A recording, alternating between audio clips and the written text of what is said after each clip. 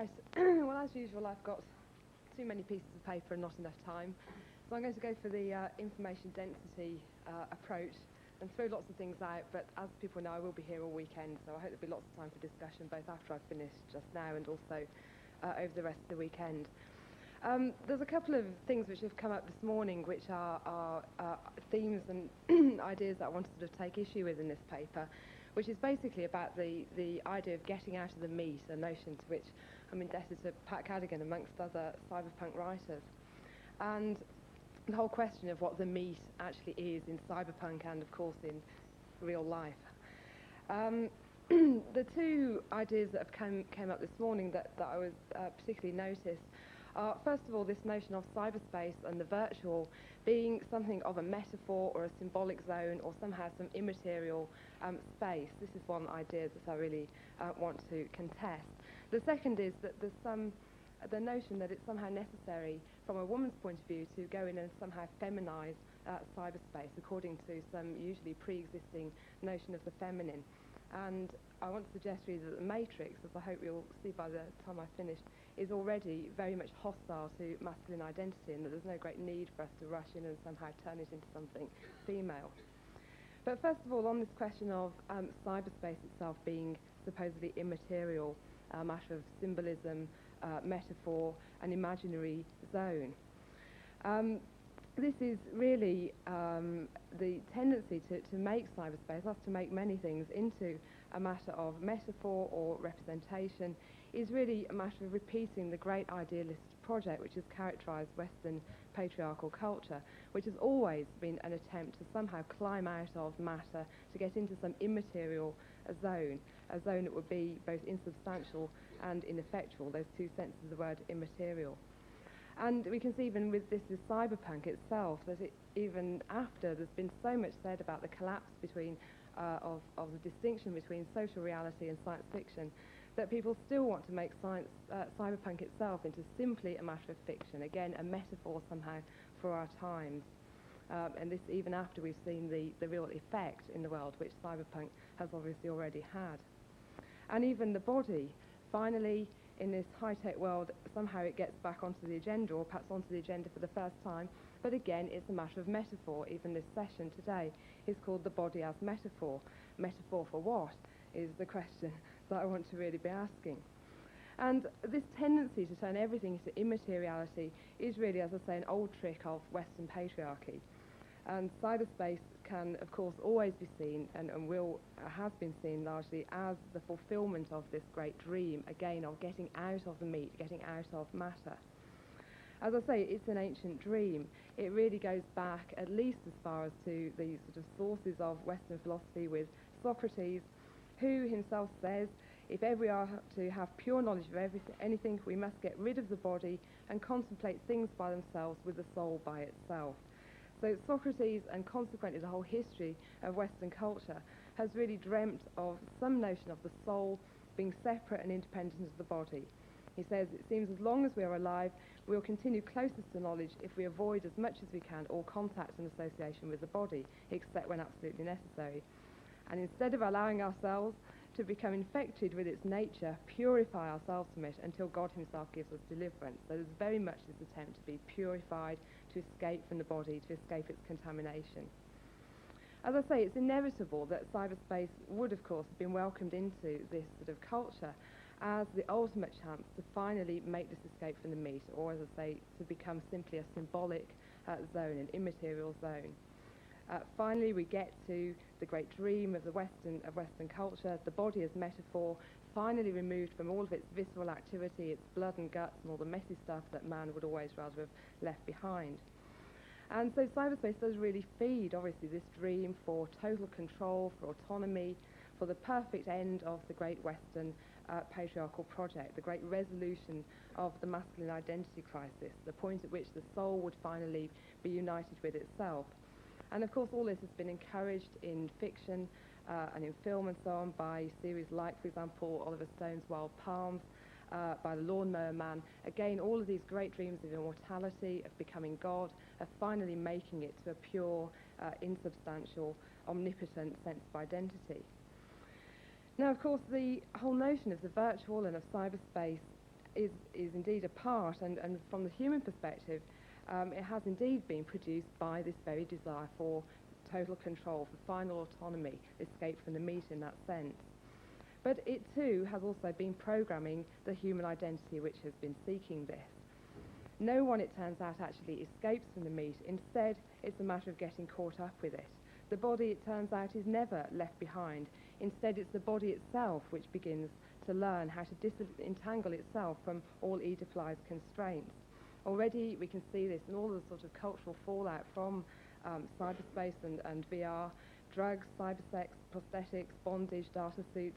There's a convergence of all these sort of outlaw channels on which the body, which Socrates was quite happy to dismiss as merely some sort of vehicle, some carrier for man's great dreams, sort of the raw material for his own adventures, the body begins now to return in a very different form to this empty, vacuous shell which was left behind in the past.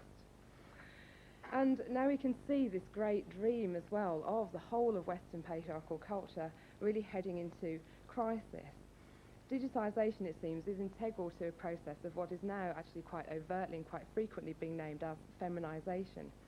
There are a number of processes which again are all converging, which now find man, in his own words, and this is actually quoting Jeremy Paxman on a Newsnight programme quite recently, which now find man adjusting to irrelevance, or to quote another recent paranoid response to this, the fact that man is becoming the disposable sex. It seems it takes an irresponsible feminism, which may indeed not be any sort of feminism at all, to try and trace all of the paths on which, on the one hand, woman begins to assemble herself as a new and unprecedented force in contemporary culture, and also to track these processes whereby masculine identity and the figure of man in that abstract sense is finally being undermined. And what I want to suggest is that all of our notions, or most of feminism's previous notions of what woman is and what woman may be, and consequently what woman's relation to technology may be, are really to be found wanting. That woman is neither man-made or somehow man's other. She's not biologically fixed from an essentialist point of view, nor is she sort of wholly absent and not there at all with the Lacanians and the deconstructionists. Instead, she is actually in a process which has been going on for some time. This process of feminisation is also the great clarion cry, which really seems to again be coming from an old sort of sense of masculine identity, is summed up by, again, a guy who was on TV probably about a month ago on a programme about men, who, again, with a great tone of paranoia, said, "Women and robots are taking our jobs." And it's that dual attack which clearly suggests that there is some connection made, at least in the minds of this old power centre, between women and intelligent machines. And indeed, you can look back over the whole history of feminism and begin to see some sort of emergent pattern whereby the status of machinery, in any sense, particularly in terms of means of communication, and also the status of women, have actually developed concurrently and have developed together. It seems that there is, therefore, some process of feminisation happening, which, as I say, we can trace back a long way. Though it's almost as though there are sort of fractal scales of a history which begin to fold in on each other. So, for example, with the beginnings of modernity, we have Mary Wollstonecraft writing about women as the first self-governing systems turn on. And by the first self-governing systems, I mean really Watt's steam engine and Adam Smith's market. Both of those steam into a modern age, which is already waiting for Mary Shelley, another crucial figure, to dream our future, to dream a future marked by cyborg revenge. Then there's a second wave, in effect, with the burst of technical and economic activity generated by the Second World War. Norbert Wiener's systems hit a deuteroplane on which machines begin to learn how to learn, and Simone de Beauvoir writes The Second Sex. After that, there's a third phase where it gets far more complicated, just as, of course, we could expect an age of complexity to get more complicated. And it seems that it is with digitisation, with which all the gaps in the material, Freud is famous for calling women gaps in the material, all the gaps in the material begin to replicate themselves. By the time Lucy Rigaray, who's a French feminist writer, writes her classic text, Speculum of the Other Woman, it seems that de Beauvoir's second sex has already begun to turn onto her own perspective. effectively scratching at the silverings behind her glass, leaking in through the holes in her veils. This is a time of emergent self-organisation, the late 70s, the 80s, until the present time. It's a period in which all the substances of the world grow dangerous to those who wanted to claim it for themselves. Right across the board you can see this happening. Machines begin to learn how to learn, systems begin to access their own controls and make contact with each other, they begin to hack into their own functioning and explore their own intelligence. This happens amongst women, it happens amongst machines. Viral infections creep out from the software plane, again stealing the future away from those who thought it was promised to them. Repeating patterns sweep across the once so simple screens of the reality studio, fracturing the scenery and ripping up the plans. Systems begin to assemble themselves on trade routes and lines of communication which were never, of course, designed to do their own thing. We see complex emergencies exciting themselves in the banking systems, the weather systems of a global economy which now begins to tip into its own systemic activity. Even the commodities, the medicines, all of the go-betweens, all of those things once so well behaved as goods for the benefit of man, which is in fact the dictionary definition of the commodity, even those commodities themselves get smart. It seems that every patrilineal thread, every straight line of history begins to run onto a non-linear plane. And it's hardly surprising, therefore, that woman herself turns on. She too has been a means of communication for man, and they all effectively turn on together. And now we find ourselves at a time, as I say, where masculine identity is, as a consequence of this long history, in serious crisis. There's a feeling that man is losing responsibility, authority, definition, resolution, memory, you name it, he feels he's losing it. Postmodernity, in fact, we could almost describe as being man's hysterical reaction to all these new lacks and privations, the wounds that he incurs as control apparently migrates. If we look at Baudrillard as obviously a classic example, finding himself suddenly, apparently at the end of history, at the end of the history in which he himself had invested so much, suddenly seduced and abandoned. But I want to suggest that, in fact, the Baudrillards of this world will wish it was indeed that simple. It would be very nice, I think he'll end up thinking, if he was, in fact, abandoned by all these processes. But in fact, man is not abandoned, but hooked. It turns out that he, too, is a machine component of the processes which now threaten his identity collapse. Seduction was not a pleasure, or not only a pleasure, but also a trap. And suddenly, after so many years of it being woman who is one who is lacking and somehow missing something, suddenly it's masculinity, is that strong sense of identity which becomes a liability, which becomes a lack. But it would be a big mistake to want to simply turn the tables around and suggest that the past somehow belonged to man and now the future will belong to woman, and we simply have a role reversal here. Men too are moving on. Soon they'll have a few new wounds and a few new sockets in place, and neurochemical programming, it seems, is already well underway. On this last point, of course, cyberpunk is the great place, again, where you do get this theme of neurochemical reprogramming. What Bruce Sterling has called the theme of mind invasion does, of course, run through every cyberpunk novel, again, always as an attack and a corruption of a solid, older sense of identity.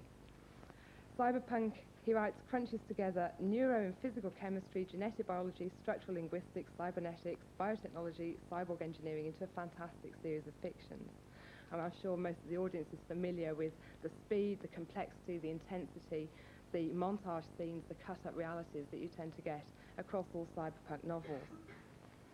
Larry McCaffrey, another commentator on cyberpunk, picks out certain common themes between punk and its older form and today's cyberpunk.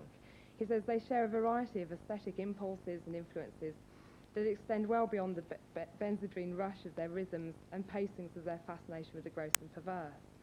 He points to a fetishization of paranoia, sexual and psychic violation and manipulation, and what he defines as the desire to achieve transcendence through drugs, religion, or the computer-generated dance of data. And again, here we have cyberpunk characterized again as this desire for transcendence, somehow to get out of matter, out of immanence, and into some spiritual transcendent plane. Now, it is indeed true that, as another commentator has pointed out, the discourses of visionary virtual world builders is rife with images of imaginal bodies, again freed from the constraints that flesh imposes. It seems, however, that those seeking transcendence will probably be better off reading Mills and Boon, but certainly be sorely disappointed in a future marked by the actualization of images, the materialization of matter, and indeed the emergence of a new and perhaps fatally constraining flesh. When drugs and sex and what Gibson calls the dance of biz begin to mutate across the cyberpunk stage, ecstasy is no longer the state of escaping matter, but instead a matter of escaping the state, be it of the art, the nation, or the mind itself. The state is the obstacle to what becomes the question of getting out of order, a flight away from the ideal, away from transcendence, a way out from the notion of identity and masculinity. This is never, in cyberpunk novels, even though many cyberpunk commentators want to suggest this, it's never a transcendent exit from the body. Instead, it's a headlong acceleration into his substance. And I quote Gibson on this score, saying, "He knew, he remembered as she pulled him down to the meat, the flesh the cowboys mocked. It was a vast thing, beyond knowing, a sea of information coded in spiral and pheromone, infinite intricacy that only the body, in its strong blind way, could ever read." Or again, you can see this collision with materiality in Kadri's book Metrophage. He tore open one of the packs, slopping gin on the floor, and popped a purple capsule under his nose. The cobra toxin came on like a slow-burning volcano, boiling along the surface of his brain, not enough to kill him or cause permanent damage, just enough to cop the killing euphoria from the cobra venom. His body was molten glass and treacle, no flesh, no bones, just a sizzling mass of plasma, fried eyes and melting genitals. 30 seconds later, he popped the modified atropine, its molecular web constructed in the mirror image of the cobra toxin, and as the inside of his skull iced over, the room exploded into negative as white glacial light blazed behind his eyes and shot down his spinal column. This, it would seem, is why drugs are always considered to be so dangerous. They do, in fact, bring the body back close to home, too close to home, in fact, for the whole Western notion of identity to cope with. Again, they effectively collapse the body onto what was conceived previously as the mind or the spirit or the soul of man and force its fluids into this soul. They're wraps of materiality, tabs of tactility, chilling reminders, again, of the blood and guts and all the visceral matter from which man sought to extract this pure and unadulterated soul, which Socrates spoke of again. And so clearly this is not the body as metaphor. We're not dealing with here the body as some immaterial zone. It's true that Kadri's character finds himself escaping flesh and bones, but what he encounters is this sizzling mass of plasma, fried eyes, melting genitals and so on. There's nothing immaterial about that. Likewise, the notion that this notion of the body as a sort of complex and melted out system that you get to in a lot of cyberpunk novels, especially via this line of thought and line of inquiry via neurochemical reprogramming, is precisely that which we meet on the other end vis-a-vis computers themselves. I just want to throw out a few quotes, first of all from Marshall McLuhan, who made this point many years, obviously, before it was widely taken up. Again, on the theme of drugs, particularly psychedelics. It is not, he says, uncommon for people on these trips, especially with new chemical drugs as opposed to organic ones, to develop the illusion that they are themselves computers. This, he says, is not so much a hallucination as a discovery. The point's been reinforced recently by Manuel de Landa, who in an interview says, when you trip, you liquefy structures in your brain, linguistic structures, intentional structures. They acquire a less viscous consistency, and your brain becomes a supercomputer. Another quote from Snow Crash. That's a hypercard. I thought you said Snow Crash was a drug, Hero says, totally nonplussed. It is, the guy says. Try it. Does it fuck up your brain, Hero says, or your computer? Both, neither. What's the difference? That's a mixture of fictional and so-called theoretical observations about this same point of a certain moment in which the notion of the body and the computer begin to collapse on each other. My own slight experience of LSD, writes Gregory Bateson, led me to believe that Prospero was wrong when he said, we are such stuff as dreams are made of. It seemed to me that the pure dream was, like pure purpose, rather trivial. It was not the stuff of which we are made, but only bits and pieces of that stuff. Our conscious purposes, again, are only bits and pieces. The systemic view is something else again. So we have this systemic view of the organism which begins to emerge out of this old constraint of body and soul being separated from each other. And from here, the organism no longer understands itself to be some discrete, physically bounded, autonomous entity of historical progress and social security, but as Basin defines it, it becomes not a transcendent entity as self is commonly supposed to be, and what we understand as its ideas are immanent in a network of causal pathways, which he says is not bounded by the skin, but includes all external pathways along which information can travel.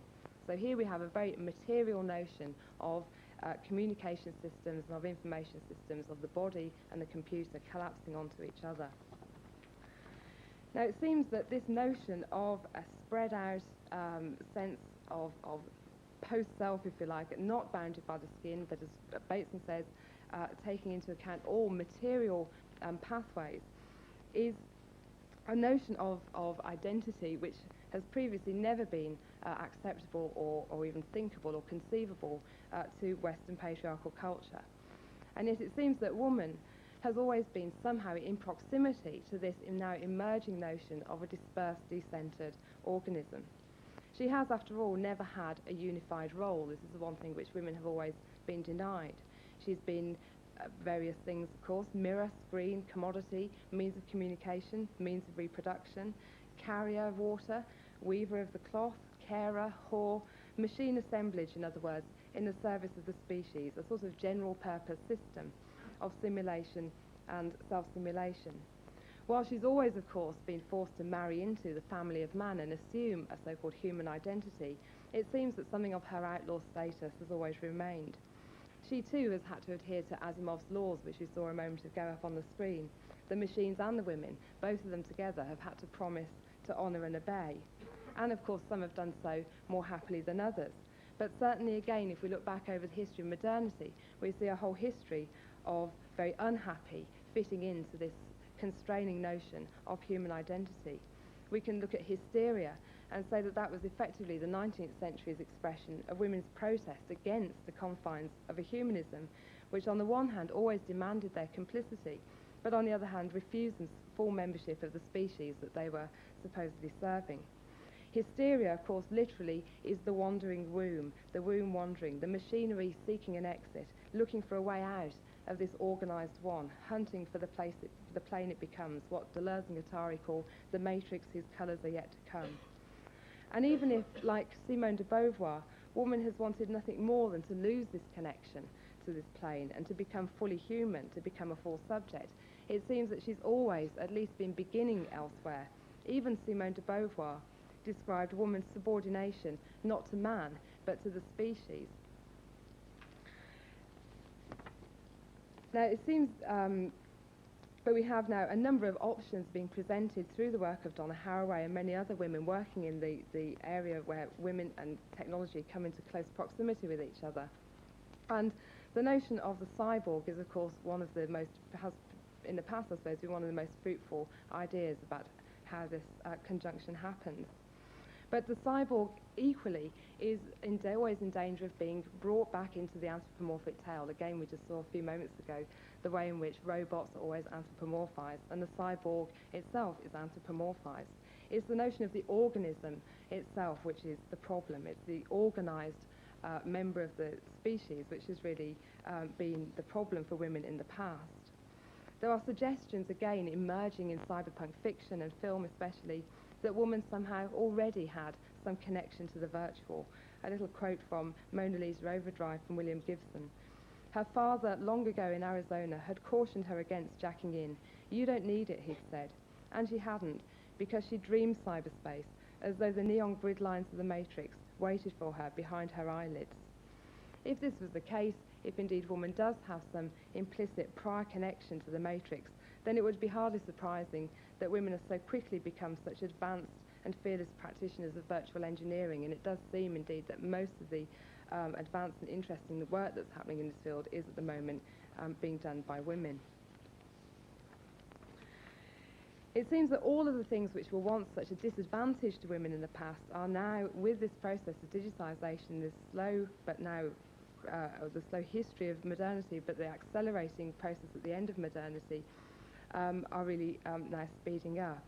And as if fluidity, for example, and women's ability to wear many hats, to fulfill many roles, and never to have a strong sense of unified self, has always been configured as a matter of deprivation and disadvantage in the past, it now becomes a positive advantage for a future in which identity is nothing more than a liability.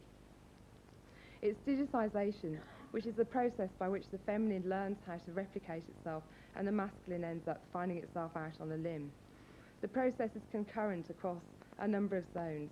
Everywhere we can see structures being invaded by systems, states being captured, governors being ignored, and conditions being enthralled by their own strange and fatal attractions. Woman's escape from masculine control has not turned out to be a consequence of her ability to somehow transcend her economic functions, transcend her reproductive functions. Their mutation is also hers. The commodity is mutated into a smart commodity. Mechanical reproduction, be it as a species or as a work of art, has become a matter of replication, and lines of communication, again across the board, begin to organise themselves. The matrix that they become, or cyberspace, is simply matter turned on, the process and plane from which zero hacks the central controls and assembles itself. Across the time intensity scales, there's a self-replicating pattern beginning to emerge as all channels of communication converge on the cyberspatial plane. Commodities become self-guiding. Capital, it seems, is now leaving the western lands for the ocean with the edge, the Pacific attractor. And out in the west, here where they still set the clocks, the old world order is beginning to fall behind the times. Machine intelligence is converging with a thinking organism as both get drawn onto this chemical plane on which intelligence discovers its own materiality, and communication now has visceral effect. Translancers learn to get in touch, hitting the plateau with tantric precision, evading the climax, picking up the news. Even the fake mutates into simulation and makes contact with its own arousing machines. Identity has become entranced and enchanted at the limit of the organism, fascinated and facsimilar to the point at which the body tips over onto the plane. The entranced is the accessed, the possessed, the body ridden by its own network of potentialities. It's not just a matter of us going out from the meat, but also the matrix entering the organism. So it's the history of cybernetics and this history of modernity, which has also supposedly been the great goal, the great final thrust, if you like, of the Western patriarchal project. It turns out, it seems it's also really been a story of the feminization of man. And if the history of cybernetics is indeed this history of feminization, then of course the great question is what happens to those women, in other words, or all of those who were considered never quite the same as him in the first place. Those who were always systems of communication, now finding themselves increasingly able to contact each other. Were they always somehow in advance? Were they always in touch with something that was somehow out of sight, that is now beginning to emerge for the first time as the virtual? Maybe de Beauvoir was right in the end. After the first perhaps does come the second sex, not secondary, but second as in after the first, post-human. I think in view of the time constraints, I'll just give you one last line, which is to say that women's emergence at the end of the millennium is man's emergency, that history was remembered, but the future, no one's in control, it's unmanned. Okay, thank you. If I could just try and chart the ebb and flow of our presentations this afternoon. It seemed to me that we started with a history of women's exclusion from technology and ended up with a claim that the history of cybernetics was in fact a history of feminization and a marking out of woman's affinity with the machine. And I wanted to perhaps throw down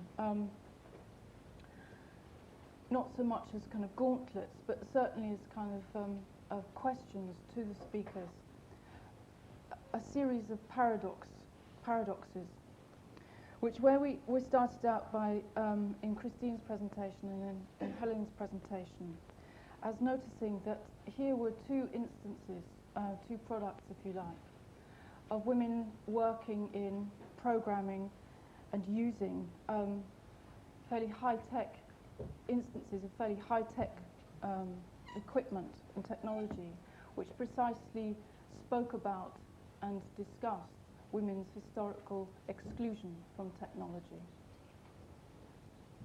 And the second paradox is this, that in the notion of the constantly shifting identity, the decentered self, and the differences in flux, if this is true, is it desirable? Because it seems to me that sometimes, with the breakdown of all difference, that it might mean that in the end there begins to be so much of everything that in the end there's nothing. And it almost sort of invites one to sort of coin a new oxymoron to take over from virtual reality, which might be a kind of a cornucopia of vacuity. And thirdly, the cyborg as a hybrid figure, escaping the oppressions of history, escaping the oppressions of difference, of gender, of race, of class, offers us this prospect into which by now our very desperate utopianism kind of rushes to claim. And I just wanted to sound a kind of warning about the desperation of that utopianism and what is it that we're claiming. So I wanted just simply to lay those paradoxes down. But I know that people here will have a multitude of questions, and to be a little bit fair, the people upstairs, I'm sure, are bursting to join in. So I'll take a couple here to start with, and then we'll go straight into the people upstairs, so if they could have their questions ready. Is there a prospect that femininity, by what's being discussed this afternoon, could kind of merge into a kind of machine sort of meld and lose its humanitarianism? It just becomes a machine sort of focus, and it loses its elegance and its beauty as femininity in itself. I mean, surely it would be rather pleasant to live in a world where men and women could be men and women and can enjoy being men and women for their own sakes, to their own end. And what you're proposing is that women can actually sort of hide away in cyberspace and become androgynes that don't actually sort of function in a human way, but just become rather shallow and very, very, I must say, very sad. Thank you. Thank you. All right, if this is true then, is it desirable? The reaction from the platform would indicate that yes, it is desirable. Tell us why, Sadie. Well, I think it depends where you're starting from. I mean, my point really is to say that, you know, women have precisely always been in that machine functional role for the male members of the species, quite literally, the members of the species. You know, women have really been the servants for that species. And to say that women will be somehow losing their humanitarianism, I mean, it's precisely the extent to which women have really, on the one hand, been living out that machinic sort of function, but on the other hand, been expected to be proper humans as well. But of course, caught in this double bind that you can never be fully human, and you can't quite be as good as the real humans, that is, you know, Euroman, if you like. You know, that's precisely the problem that we're about to, or that certainly, you know, I'm very keen to contest. Sorry, did you hear any of that? Good. No, can we just give other people a chance? Okay. Could I say something about that for a minute? You always got to get my 2 cents in. You know, it's like when I first heard about the feminization of cyberspace, I thought, well, what do they think we're going to do? It's like, do they think we're going to come in and say, you know, this place needs a few plants?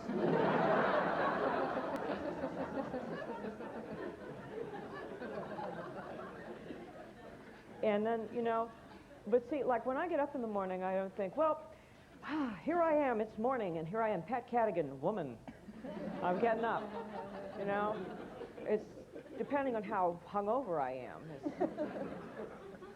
You know, it's like when I'm in here, you know, it's like I'm just kind of going around doing all the stuff that you want to do, you know, or my version of the stuff that you want to do, you know. It's like I don't feel that different from you, you know. And I don't, since I can't see how beautiful I am from the outside. You know, most of the time I don't think about it unless I happen to pass a reflective surface and realize I'm having a bad hair day. But do you see what I mean? It's like, it doesn't feel that way in here. We feel in here just like you do. Thanks. Yes, I'm glad to come in now because I'll try and be brief since I have a chance to speak tomorrow. But to come in on this debate that's happening at the moment, I would want to, in a sense, sort of join up with Tana in asking that question as to what is so desirable, or I would put it even differently, what is actually radical or different to, you know, the quite oppressive way that things are or have been, about this sort of apparently liberating idea of, you know, femininity being linked with the robot or machines and so on. I'd like to just throw out to consider, I think very often the sort of fringe aspects of our culture, which seem to be somehow radical or different, are very close to the central bits that aren't on the fringe. And I would say that some of the ideas that Sadie was putting forward as liberating strike me as actually very similar, but in a different guise, to things that are quite oppressive. That we live in a culture where most women spend most of their time trying to remove themselves in some way, or remove bits or parts of their bodies, or make their bodies be smaller than they really are, or somehow not to sort of fully inhabit the space that they actually physically in reality occupy. We live, you know, in a world where there, I think, is very little actual material recognition, and this touches on something that Benjamin Woolley said at the very beginning, the idea of the material world. The material recognition of, if you like, femininity, or I would just say women and what women do. When work was brought up as being a way of being like a robot, work is also physical. It's a sensual, physical activity. It may be tiring or it may be exhilarating. I don't see how these things are in any way in actuality transcended by this kind of metaphorical, apparently liberating idea of the machine. And I find it incredibly similar to things which are present in the mainstream culture that it's apparently meant to be a liberation from. Right, well, gosh, yes, I'd love lots of time.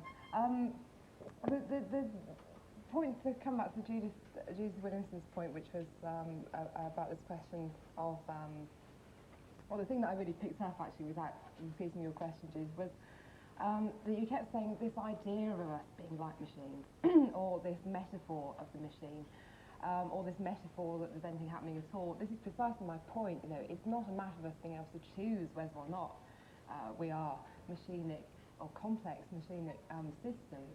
You know, if we are, we are, and there's no question about choosing, or again, whether it's desirable or whether we want this to happen, etc. If it's an emergent process, it's an emergent process.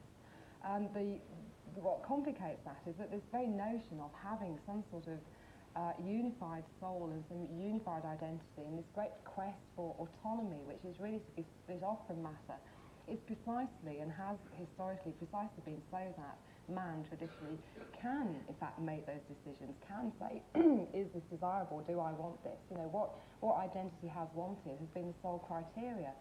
The point now that's happening is that all of the, you know, all matter that has been really previously excluded from that notion of identity is itself effectively having a say. It's itself turning on.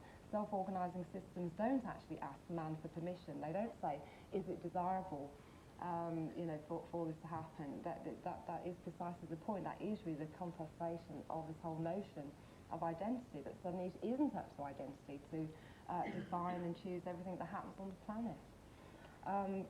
The point about the soul that was made, I mean, I entirely agree with you about shamanism. And I too see all of these things as exactly convergent processes, but I do disagree with you about that therefore that means that the soul becomes important. I think the whole point about the shamanic, again, is that it is very much a materialist way of not only thinking as though, again, there was some sort of thinking soul, but of actually acting and engineering effect. That you don't, again, merely just go, you know, metaphorically to some spiritual zone. You do go there materially.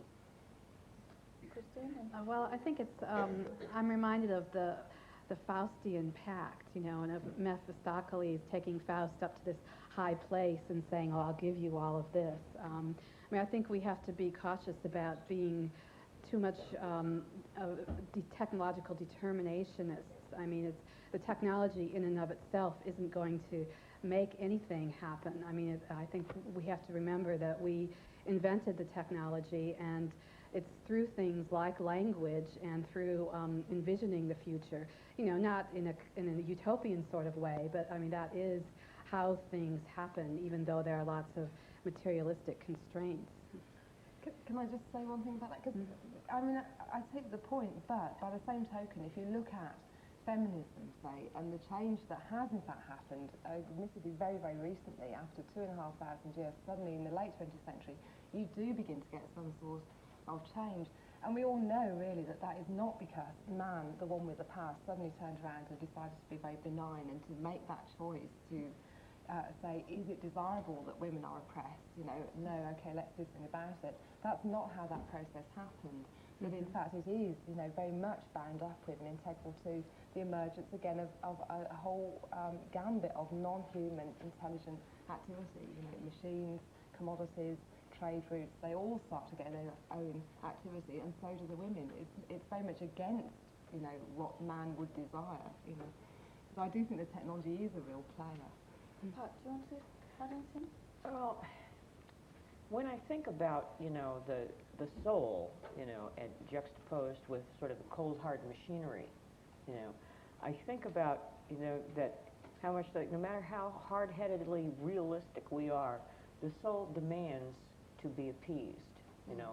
The soul demands its satisfaction, and the one thing that epitomizes this strange dualism in human nature to me is from a movie called The Right Stuff, in which Chuck Yeager is shown, you know, and he's a test pilot, and he's getting into this cold hard jet, and he's, you know, and the success or failure, but they hope not failure, but success of this depends on the engineering and the integrity of the airplane and everything.